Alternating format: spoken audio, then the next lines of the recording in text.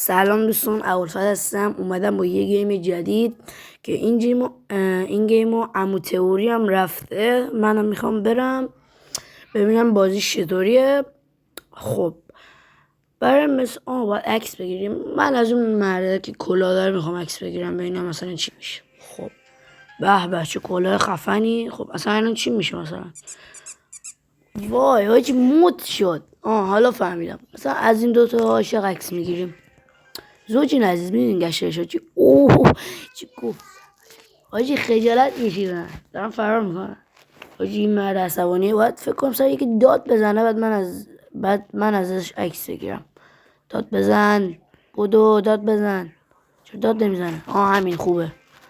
کله مربعی های وحشی بدک نبود. وای حاجی این کله گیر ترسید.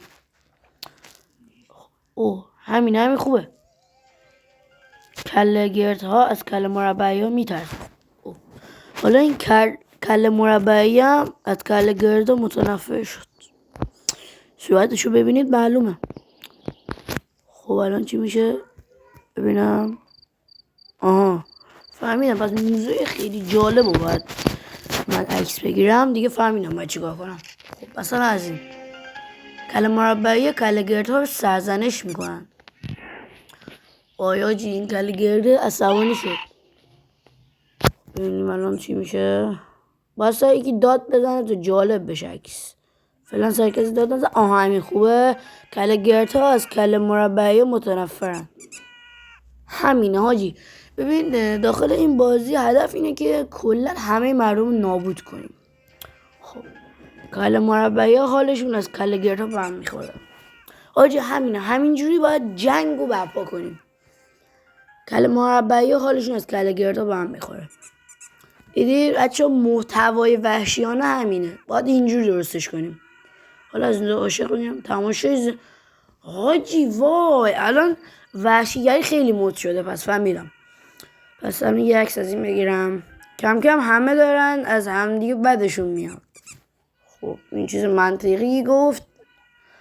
از این بگیرم ببینم چی میشه. الان همه از همه بدشون میاد. این بچه ها خیلی راحت نتونستم همه رو عصبی کنم.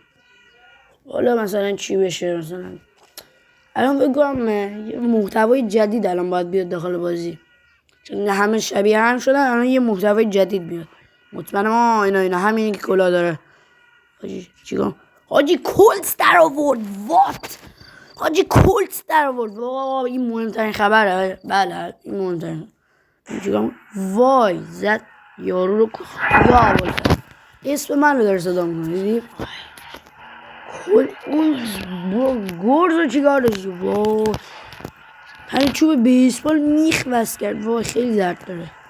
با شاتگان هی میگه یا یه چیز جدیدتر بگو. خب یس. خب بچه ها من رسیدم به این مرحله. وای از زمینم عکس میگیرم میگه یا ابوالفضل این دیگه چی شد؟ آجی خیلی بازی روانی شد. خب دوستان اگه از این بازی خوشتون اومد حتما من لایک کنید، فالو کنید و اگه اسم بازی خاصی تو کامنت ها بهم بگید حتما بهتون میگم.